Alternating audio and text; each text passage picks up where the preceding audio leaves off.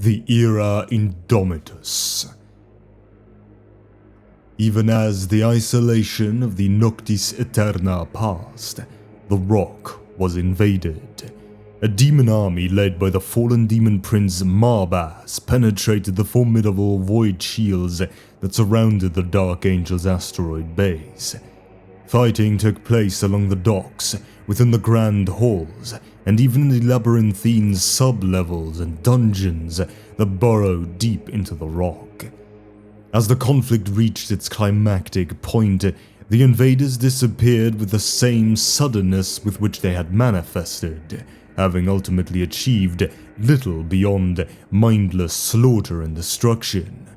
Or, so it was believed among the chapter's brethren. There was one, however, who knew otherwise. In the deepest dungeon, a secret prisoner known only to the Supreme Grand Master of the Dark Angels, the arch-betrayer Luther, was set free. Azrael suspected the entire battle had been merely a diversion so that nefarious agents of the Fallen could accomplish their true task. Yet it is a theory that he must keep to himself, for none else must know of Luther's imprisonment for so long and his escape. The Massacre at Darkmore. Elements of half a dozen Unforgiven chapters descended upon the shrine world of Darkmore, including multiple companies from the Angels of Vengeance, the Consecrators, and the Guardians of the Covenant. All had followed their librarians' scryings to the planet, searching for the newly materialized Fallen. It was not long before they discovered that they were not the hunters, however, but the hunted. The warp storms that subsided to allow their armies into Darkmoor's orbit returned in force. On the planet's surface, the Unforgiven found the world's vast cathedrals in ruins and its populace slaughtered. Awaiting in ambush are armies of demons, chaos space marines, and renegades. What followed was the worst single incident of losses suffered by the Unforgiven since the Forgotten Wars.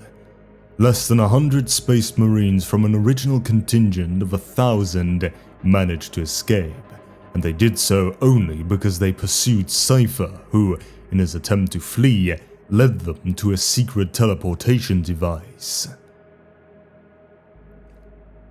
The Primarchs Summit and the Primaris Unforgiven. In the wake of the recent catastrophic events, Supreme Grand Master Azrael decided to convene an emergency council of the Unforgiven's other Supreme Grand Masters, several of whom were still nearby following the Darkmore massacre. The Dark Angel's librarian succeeded in piercing the veil of the Great Rift and sending out a scattered astropathic summons, though several died to achieve the feat, and soon every loyal son of the Lion was preparing to embark on a perilous journey to the Rock. Not all found their way to that last fragment of their ancestral home. Entire successor chapters became lost in the warp, while others found themselves bogged down in one of the galaxy's many raging conflicts. It is when Azrael finally decided he could wait no longer for the remaining successors to arrive that he was informed of a new fleet transitioning into orbit around the Rock. It was not a waylaid chapter of the Unforgiven that it bore, however, but the resurrected Lord Commander of the Imperium. Azrael, his forces depleted and his chapter's stronghold battered, feared the worst. That the newly returned Primarch of the Ultramarines, Obud Gilliman, knew the truth of the Dark Angel's hidden past and brought judgment with him. Debating whether to order the withdrawal of the assembled Unforgiven chapters or to make a stand and take up arms against the Primarch's delegation, at last, the Supreme Grand Master decided upon neither, allowing Gilliman's fleet to dock without incident. It soon became clear that the Lord Commander and the remaining ships of the Indomitus Crusade fleet came not to deliver censor, but much-needed reinforcements. From the depths of the Archmagos Dominus Belisarius Call's vast freighter hulk marched Primaris Space Marines, created from the purest genetic material ever taken from Lionel Johnson. Rank upon rank of them entered the rock, clad in new variants of Mark X power armor painted in the colors of the Dark Angels and their successors.